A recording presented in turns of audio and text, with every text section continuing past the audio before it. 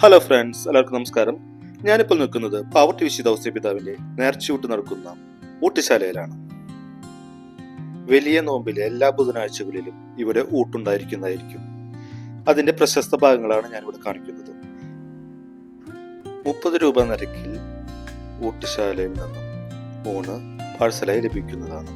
അതിന്റെ പാക്കിങ്ങിന്റെ സെക്ഷനിലാണ് ഇപ്പോൾ ഞാൻ നിൽക്കുന്നത്. ആയിരക്കണക്കിന് ഭക്തജനങ്ങളാണ് എല്ലാ ബുധനാഴ്ചകളിലും പാവർട്ടി വിശുദ്ധ ഔസേപ്പിതാവിന്റെ നേർച്ചയൂട്ട് കഴിക്കുന്നതിന് വേണ്ടി എത്തുന്നത്. ഏപ്രിൽ 24, 25, 26 ദിവസങ്ങളിലാണ് പാവർട്ടി വിശുദ്ധ ഔസേപ്പിതാവിന്റെ തിരുനാൾ ആഘോഷിക്കുന്നത്. അതും 150ാമത്തെ തിരുനാളാണ് ആഘോഷിക്കുന്നത്.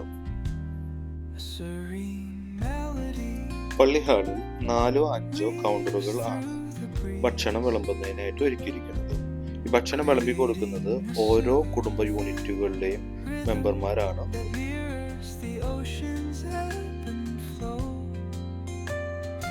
പാവർട്ടി പള്ളിയിലത്തെ നേർച്ചയൂട്ട് എന്ന് പറയുമ്പോൾ സാമ്പാർ, കായും പയറും കൂടിയിട്ടുള്ള ഉപ്പേരി, ഒപ്പം പാവർട്ടിക്കാരുടെ സ്പെഷ്യൽ ആയിട്ടുള്ള മാങ്ങാച്ചാറുമാണ്.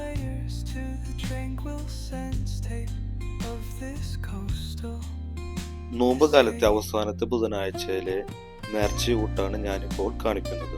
ഇനി അടുത്ത നേർച്ചയൂട്ടുണ്ടാവുക പാവർട്ടി പള്ളി പെരുന്നാളിനാണ് ഉണ്ടാവുക. അതും ശനിയാഴ്ച 10 മണിക്ക് നേർച്ചയൂട്ട് ഇവിടെ പുനരാരംഭിക്കുന്നതായിരിക്കും.